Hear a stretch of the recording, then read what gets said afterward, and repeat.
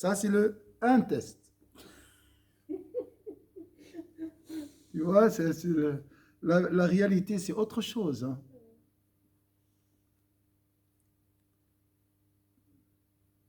Il y a une distinction entre la réalité et l'état d'âme. Ça, c'est différent. La certitude et l'état d'âme.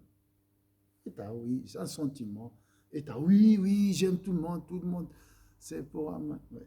Mais la certitude, c'est autre chose. Là, on voit la certitude, la réalité de ton cœur. D'accord? De notre cœur. وألا يجد في نفسه زيادة هزة ونشاط في قضاء حوائج المادح فوق ما يجده في قضاء حاجة الله. Alors, deuxième test, une proposition. Hein? Alors, il a dit, on ne doit pas non plus satisfaire les besoins du louangeur plus rapidement que ceux du réprobateur. Ça veut dire quoi? On ne doit pas satisfaire les sentiments. Les besoins. Donc, le réprobateur véridique hein, et le louangeur m'a demandé un service. Il m'a téléphoné, je suis coincé, je suis à Lausanne, Flan, s'il te plaît, viens me dépanner, ma voiture est, voilà, elle ne bouge pas, elle ne fonctionne pas. Je reçois un coup de fil d'un réprobateur. Après, la même chose d'un louangeur. Comment tu vas réagir? Pour le louangeur, je démarre vite là. Wallahi, mon frère, oui, ça, tu vois, j'ai les enfants. C'est différent, parce que c'est un réprobateur. Alors, il a dit, la motivation, il a dit ici, rapidement, mais il parle ici de l'activité. Tu dois te lever avec la même degré de vitalité. D'accord? Oui, pas seulement, je peux faire la même chose, aller à l'heure, tout ça, d'accord? Mais intérieurement, mon état d'âme n'est pas la même, n'est pas le même, d'accord? Là, je suis motivé, là, je suis comme si obligé, parce que c'est mon frère, il reste toujours mon frère en islam, ou ma soeur en islam. Vous voyez, il parle ici de l'intérieur. Parce que là, il n'y a pas de remerciement ni de colère, d'accord? Donc on est dans le deuxième cas, mais intérieurement, le cœur fait la distinction entre les deux. Moi j'ai une question. Par exemple, si on reçoit, dans mon cas personnel, si on reçoit des commentaires positifs, oui. Et moi j'ai l'habitude de répondre je dis à moi-même, pour remercier la personne vu qu'elle écrit beaucoup, souvent elle est là et je réponds.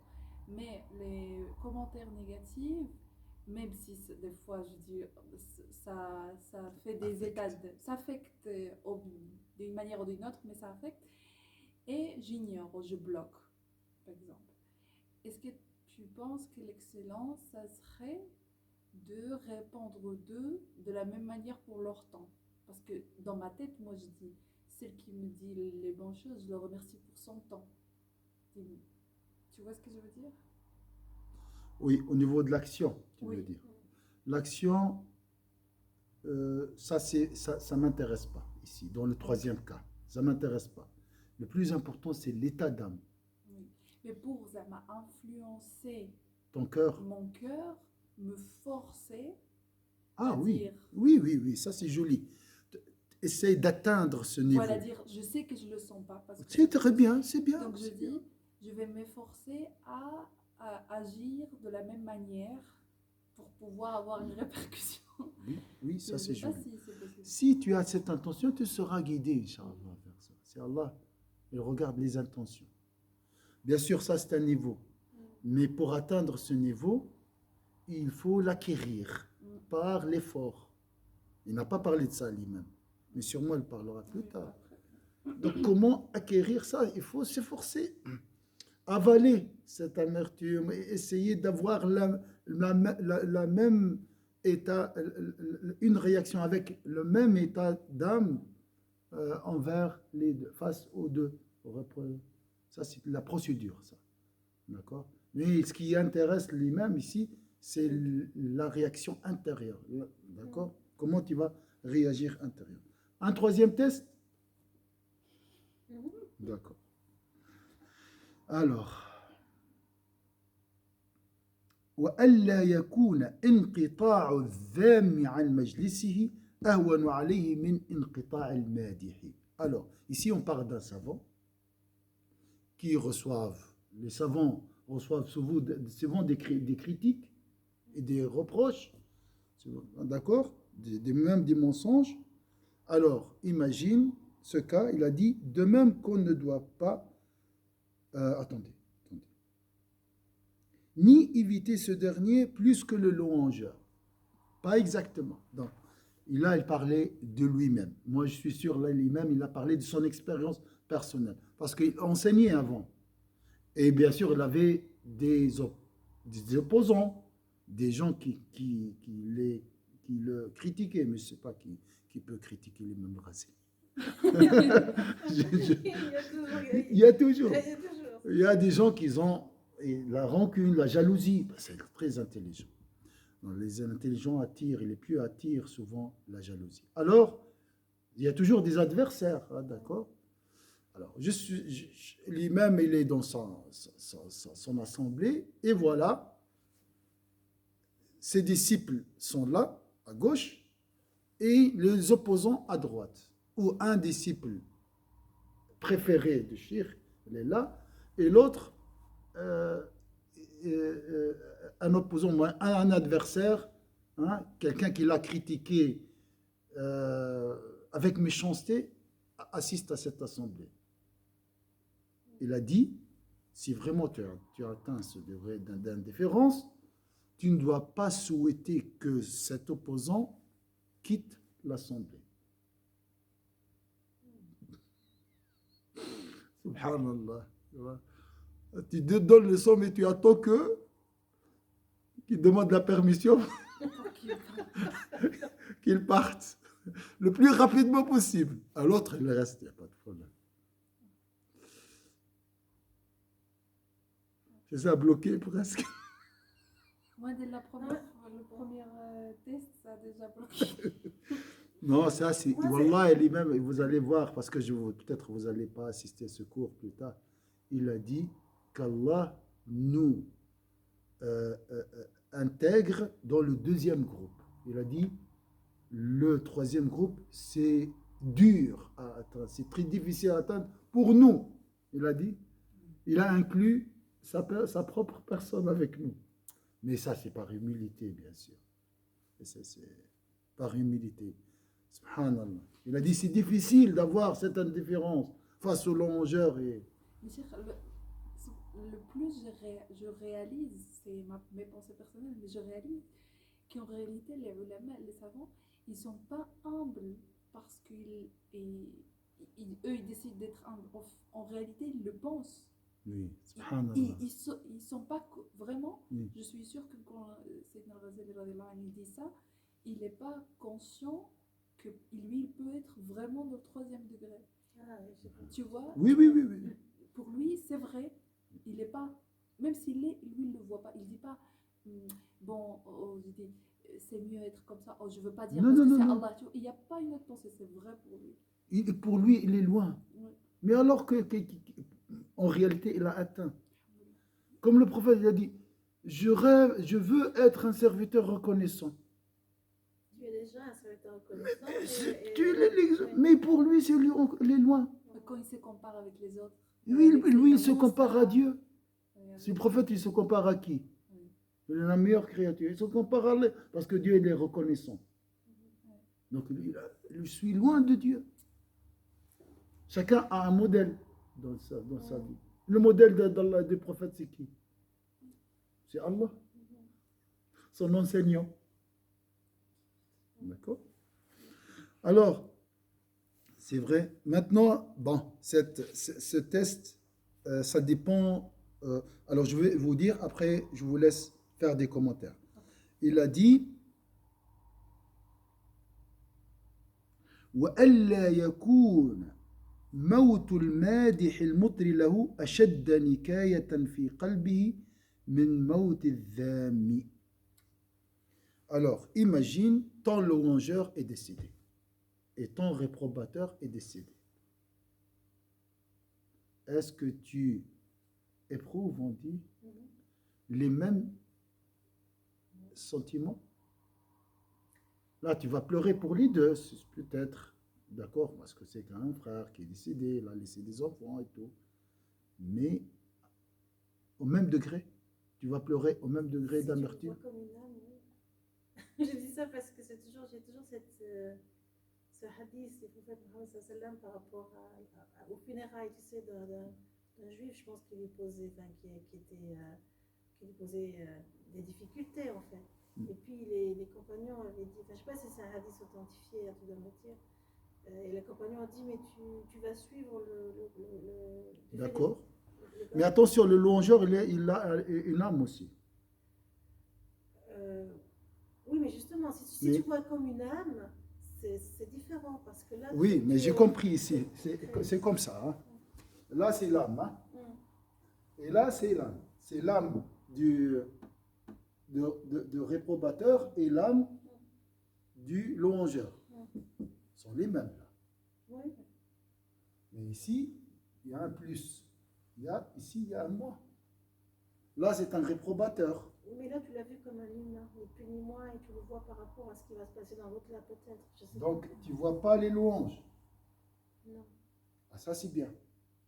C'est ça ce qu'on cherche. Je comprends, par exemple. Mais ça, c'est ce qu'on trouve, par exemple, à la Mecque. Quand tu fais tawaf, tu vois tout le monde comme des humains, en fait. Tu vois, oui, mais vois ça, il n'y a pas des louangeurs pour toi. On parle d'un louangeur qui a fait tes louanges, qui est décédé, et un réprobateur qui a fait des reproches mensongers envers toi. Oui, reproches mensongers, c'est vrai. Alors moi j'ai remarqué, par exemple, les Tunisiens assistent aux funérailles des Tunisiens. On ne parle pas des louangeurs. Hein. Ça, il n'y a pas de louange déjà. C'est mon ami. Ou bien c'est quelqu'un de ma communauté. C'est rare de voir une personne d'une région assiste à un inconnu. Hein, il y a mais il y a toujours cette sympathie, si on peut sympathie avec eux. Alors ça, il n'y a pas de louange personnelle. Il n'y a pas de reproches personnels. C'est juste parce qu'il appartient à la même tribu. D'accord? Imagine alors quelqu'un qui t'a fait du mal, qui t'a blessé, qui t'a insulté, peut-être même. Je dois revoir ça parce que je me posais la question justement par rapport à ce qu'on appelle l'indifférence. Oui. Moi aussi, j'ai reçu des commentaires, mais tu ne peux pas imaginer les commentaires. Voilà. Vraiment, les commentaires les plus... Et tu connais les personnes? C'est sur Internet, donc tu vois, les gens, ils se... Non, je ne les connais pas. D'accord. Mais en fait, justement, voilà, c'est-à-dire, bon, ils ont dit ça, comme ça, voilà. Ça m'a... Puis je me suis interrogée par contre sur mon attitude. Parce qu'il y a des gens qui disent, mais pourquoi tu n'as pas dénoncé, tu n'as pas été là, tu dois pas... Moi, je ne vois pas, tu vois. Et puis, après, je me suis dit, est-ce que cette indifférence, elle est normale ou pas, justement? Je me suis dit, est-ce que vraiment, on doit plutôt, tu vois? Il y a des fois, on doit ignorer au niveau de l'attitude.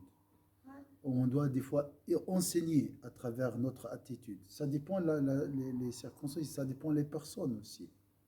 Ça dépend. Ça dépend des circonstances et ça dépend de la personne elle-même. Des fois, si tu lui réponds, ça va l'aider. Des fois, si tu l'ignores, ça va l'aider. Ça dépend. Donc maintenant, avec les réseaux, c'est très compliqué. Tu vois pas la personne. Non, les gens, ils ne donnent pas leur nom. Enfin, ils mettent des trucs, c'est pas forcément leur nom. Ouais. Voilà. Mais donc, là, dans le cas de décès, tu vas assister aux funérailles, d'accord? Mais je pense que tu vas un musulman normal, je pense, t'assistes, t'as pas de rancune, je pense. Parce que quand tu vois quelqu'un meurt, je pense que tu dois être un peu vil pour avoir de la rancune, je pense. Alors, j'ai pas été dans le cas, mais je pense, c'est bon.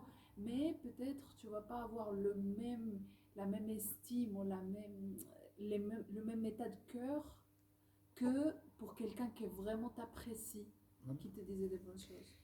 Tu vois, pendant ta journée, tu vas pas faire beaucoup de doigts avec lui, pas parce que c'est méchant, sinon juste parce que tu as des autres choses à faire. C'est pas la même chose qui décède quelqu'un de ta famille proche que quelqu'un comme ça. Non, parce que bien sûr, t'es pas heureuse pour ça, mais ça te... Non, je prends un autre exemple. Quelqu'un qui est très proche, comme tu as dit, de toi, qui, a, qui te fait toujours des louanges et tout. Et un autre ami, moins proche, Mais c'est pas la même chose. tu ne vas pas assister à ses funérailles avec le même état d'âme. Non. Déjà, Oui. ça c'est, on va dire, c'est humain. Mais ça, ce degré-là, c'est un degré plus haut.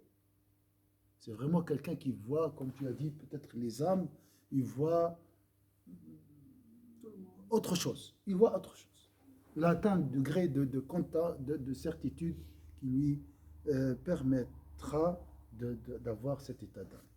Bon, la question de décès, ça reste toujours touchante, mais Mais peut-être, Rachel, avant, il y avait plus de décès au sens parce que on était dans une communauté, il y avait plus de mosquées, plus de... oui, Alors, là, par exemple, il y a nos voisins qui peuvent décéder et nous, on ne sait pas, jusqu'à qu'après, on a vu qu'ils ont fait le funérail à l'église ou quoi que ce soit. Donc, on n'assiste pas à tout. On n'assiste pas à tout. oui, c'est ça. Tu vois, il n'y a pas aussi la relation avec la mort comme avant. Bon, comme avant, oui. Ça, c'est- Comme dans certains pays, quand quelqu'un meurt, on sait qu'il est mort, on sait que maintenant il va être enterré, donc il faut aller parce que tout le monde va. Peut-être. Mais vous avez jamais entendu de quelqu'un qui n'a pas assisté à la funéraille de sa sœur, de son oncle, Oui. parce qu'il y avait de l'animosité entre eux? Jamais. Moi, Ça existe, hein. Oui, ça existe. Ça existe. J'ai une fois un cas, ça j'oublie pas, la sœur elle était là, chaude hein, encore, dans des soins intensifs. Le frère il est là, juste à côté d'elle. Je lui ai dit, mon frère, tu vas m'aider pour faire les papiers, pour la tournée, parce que moi je peux pas. Frère, Son frère à côté d'elle ici. elle, Son frère du sang. Il est là à côté. J'ai dit, tu vas m'aider. Je ne sais pas pourquoi l'aider. M'aider. Je pense pour la... Je sais pas pourquoi. Bon, là, je pense que je lui ai demandé de peut-être fermer les yeux ou quelque chose comme ça. Il vient de décéder. Il vient de décéder tout de suite. Moi, je suis arrivé, elle est déjà partie. Il m'a dit, mon frère, moi, je ne peux pas la toucher. Pourquoi? Elle m'a dit, avant de mourir, tu ne te rapproches pas de moi. Vivante et morte. Donc, Oui, il n'y a j'ai- rien fait. C'est moi qui s'est occupé de ce qui est administratif et tout. Donc, ça existe. Il ne faut pas dire la mort va abolir tous les sentiments. Il y a des gens qui souhaitent que leur ennemi décède. Et ils demandent matin et soir la mort pour leurs ennemis. Qu'est-ce que tu dis, me dis ça, c'est... Et l'extérieur. Mais si quelqu'un te dit, par exemple, moi, quelqu'un me dit, ne me touche pas de ma mort, moi je m'en fous, je le touche. Après, Mais c'est pas son droit à me dire de ne pas toucher. Mais il sera gêné dans ça. Imagine quelqu'un te demande de ne pas se rapprocher et toi tu te rapproches de lui. C'est la même chose. Hein.